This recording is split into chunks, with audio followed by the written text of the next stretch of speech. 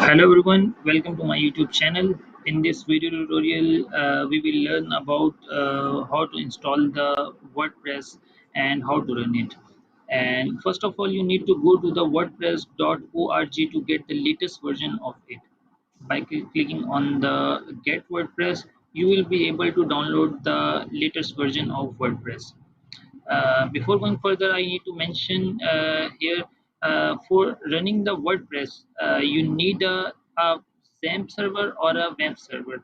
So here I'm on the apachefriends.org. You need to go to the apachefriends.org, and under the download you will find the multiple versions of XAMPP here.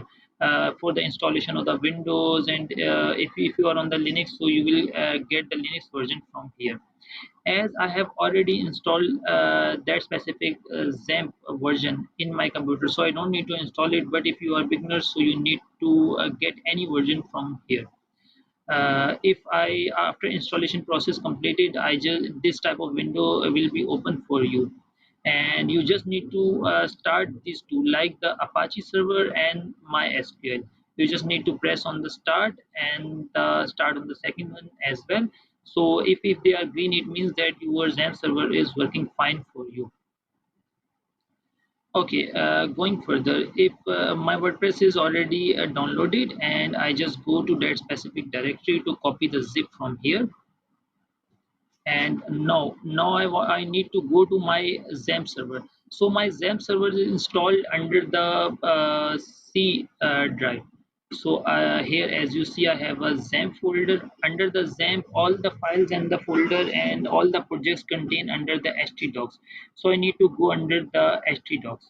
So as you see, I have already zip here, or either I'll copy it from the downloads and will paste it here.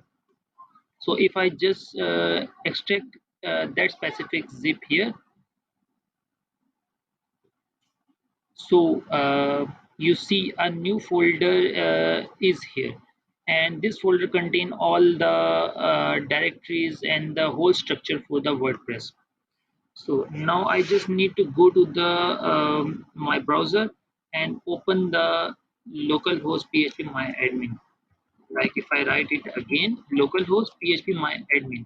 So this type of interface will be open for you, and you just need to click on the new and to create a database for the WordPress. If I create a WordPress database, like with the name of the WordPress underscore new or something else, and just press the create, so the database will be created for us.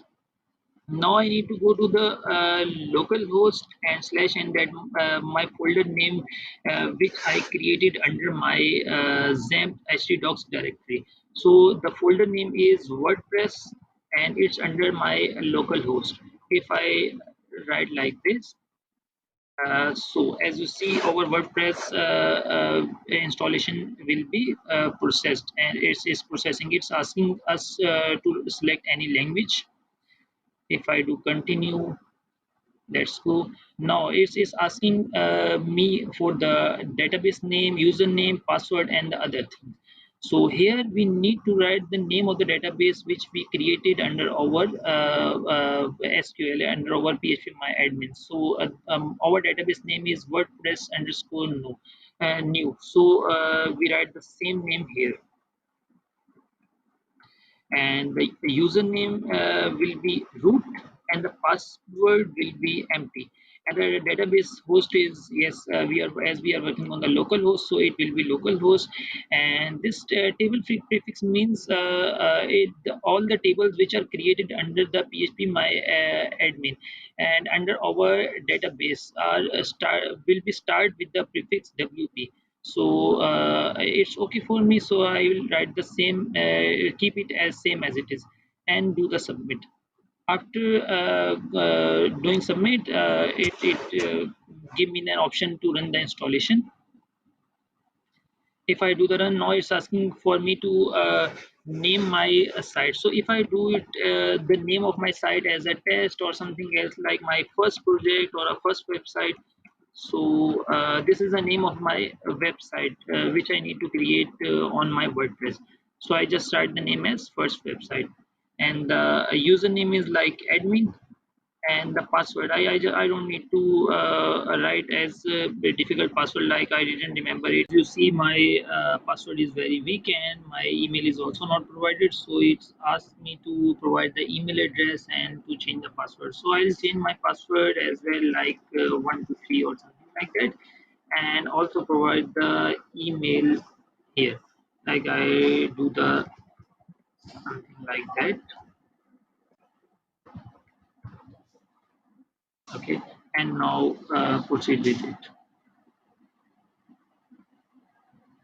Okay, I saved it under my account, and now you see I'm able to log into my WordPress. So if I press on the login button, here I am, my password is already saved. So if I just do login, here I am on my WordPress. So this is all. These are the steps you need to follow to install the WordPress. In the next tutorial, we will learn about how to use the WordPress, how to upload the themes, and what are the basic functionalities of it. So thank you so much for watching this video.